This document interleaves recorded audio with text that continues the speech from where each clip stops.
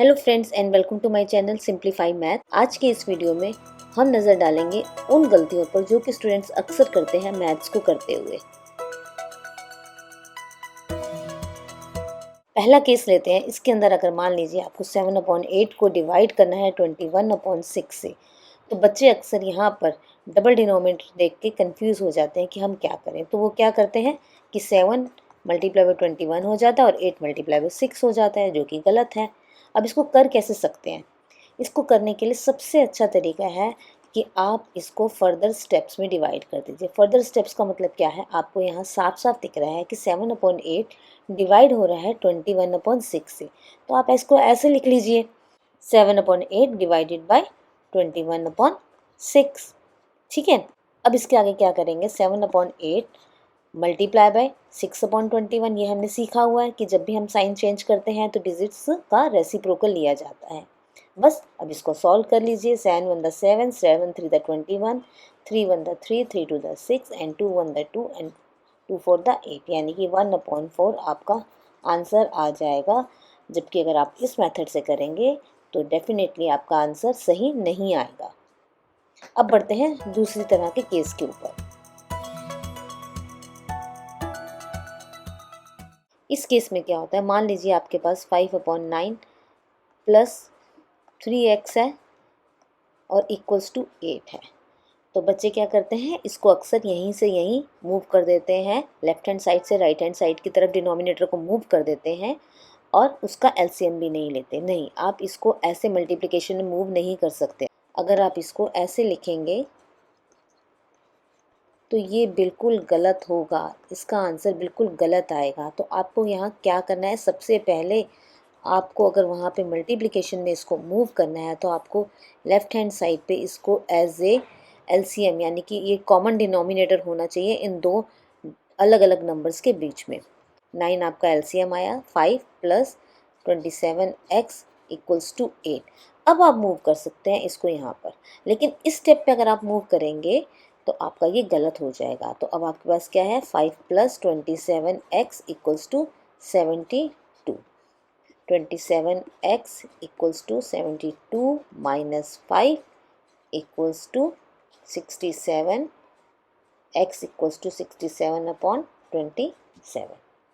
ये आपका आंसर आ गया। लेकिन अगर आप इसको ऐसे मूव करेंगे तो आपका आंसर बिल्कुल गलत आएगा। ये गलती आप मत कीजिएगा। मूव करते हैं नेक्स्ट केस की तरफ। सपोज आपने एक क्वेश्चन सॉल्व करना है 1/3 माइनस 5x, इसके आगे माइनस का साइन लगा देते हैं, प्लस 6। अब बच्चे अक्सर क्या करते हैं कि इस माइनस साइन को इस माइनस साइन के साथ तो मल्टीप्लाई कर लेते हैं, लेकिन इधर भूल जाते हैं उसको करना। तो ये भी एक बहुत कॉमन एरर है जो कि अक्सर करते हैं बच्चे। आप इस चीज़ का ध्यान रखें कि ये माइनस साइन इससे भी मल्टीप्लाई होगा तो आपको देगा plus sign, so minus minus plus 5x, और यही माइनस साइन इससे भी मल्टीप्लाई होगा, so plus minus minus minus 6। आप इसको इस तरह से सॉल्व कर सकते हैं। लेकिन अगर आप इसको ऐसे कर देंगे तो आपका आंसर गलत हो जाएगा। इसलिए बहुत ध्यान रखना कि अगर माइनस साइन बाहर है ब्रैकेट के तो अंदर जितनी भी डिजिट्स दे रखी होती हैं सबके साइन रिवर्स हो जाएंगे। माइनस है तो प्लस हो जाएगा, प्लस है तो माइनस हो जाएगा। नेक्स्ट तरह की एरर देखते हैं। टाइप 4 एरर है इग्नोरिंग बोर्ड मास रूल। बहुत ही कॉमन है ये, बहुत बच्चे इसमें गलतियां कर देते हैं। अब हम यहाँ क्या बात कर रहे हैं? बोर्ड मास का रूल आप सबको बचपन से ही पढ़ाया जाता है कि बोर्ड मास होता क्या है। बोर्ड मास, अगर आप इसको इस निमोनिक्स को अगर आप लिखेंगे तो B इज़ फॉर ब्रैकेट्स,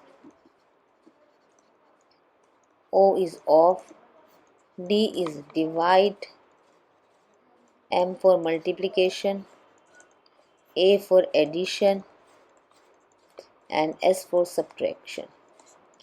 ये हम सबको पता है, लेकिन फिर भी गलती होती है।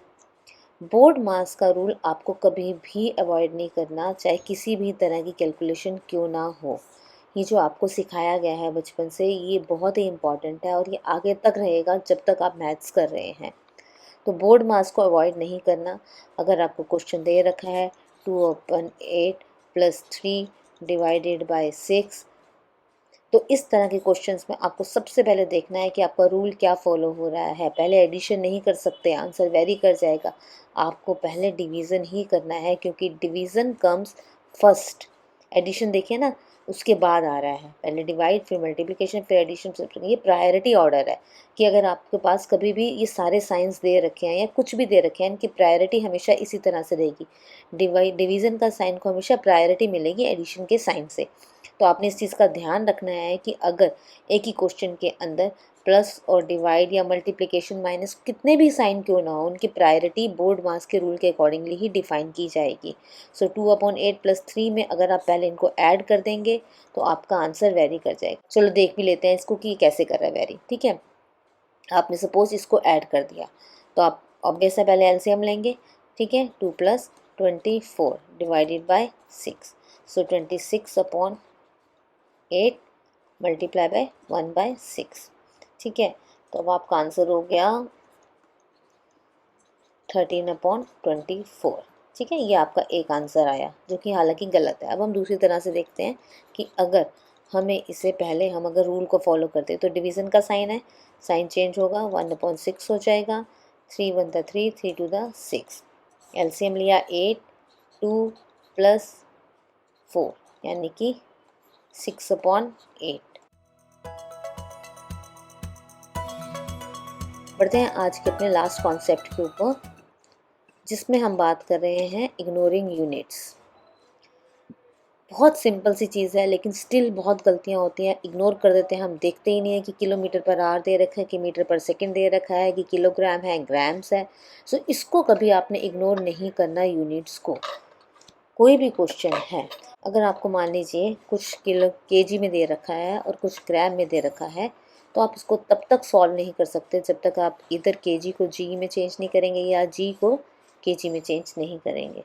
आपका आंसर गलत हो जाएगा। जैसे फॉर एग्जांपल आपको दे रखा है कि 2 केजी आपके पास सॉल्ट है, इसकी 100 ग्राम्स की कितनी पैकिंग बनेगी।